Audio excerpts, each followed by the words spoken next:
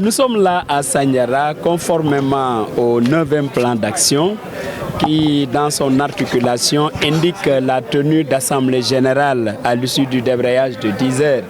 Vous avez vu, toute la zone de Sandiara s'est mobilisée aujourd'hui pour nous accueillir ici, pour que nous puissions effectivement leur faire le compte-rendu de la dernière rencontre avec le gouvernement.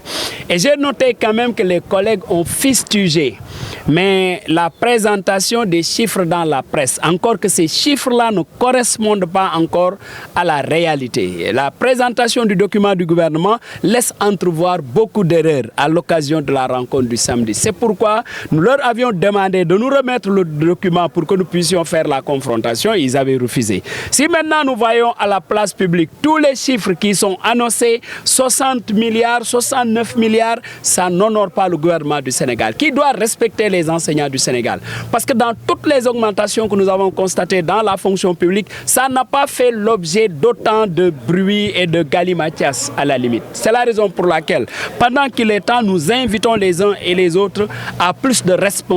En tout cas, nous ne communiquerons pas avec la presse sur ces propositions. Nous attendons le gouvernement le samedi prochain et qu'il vienne avec des chiffres justes. Et nous l'interpellons sur le net à donner à chaque enseignant.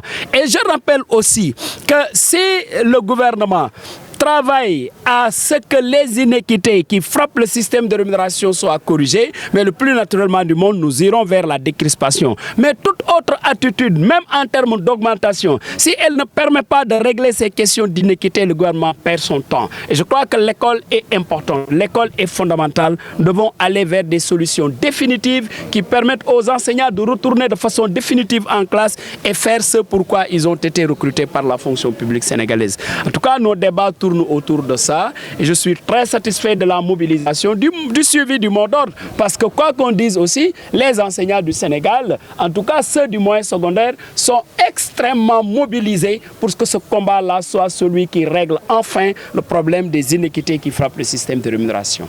Tout à fait. Écoutez, nous n'avons jamais fait un appel pour que les élèves se mobilisent, mais quand même, je crois qu'il y a une nouvelle prise de conscience des élèves. Les élèves savent que leur avenir risque d'être hypothéqué avec cette grève-là, mais ce n'est pas seulement les élèves, c'est le peuple sénégalais qui doit sentir le besoin de régler définitivement ce problème. Parce que le développement de notre pays dépend de l'éducation nationale. Les élèves, c'est vrai, ils regardent leur examen, mais les Sénégalais doivent se rappeler que l'école doit donner au Sénégal des ressources humaines de qualité. Et pour que nous puissions avoir des ressources humaines de qualité, il faut un système éducatif, mais stable. Et il n'y a pas de secret pour que le système soit stable. Il faut que les enseignants, qu'on arrête de les traiter comme les parents pauvres de la fonction publique. Nous ne sommes plus prêts à l'accepter, il faut que les gens le comprennent. Parce que nous ne sommes plus dans un monde où l'individu est respecté par ce qu'il est, mais nous sommes dans un monde où l'individu est respecté par ce qu'il a. À partir de ce moment, du moment que tout le monde est d'accord que le système de rémunération est un système frappé d'iniquité et d'injustice, nous ne demandons pas autre chose que des correctifs à apporter dans ce système.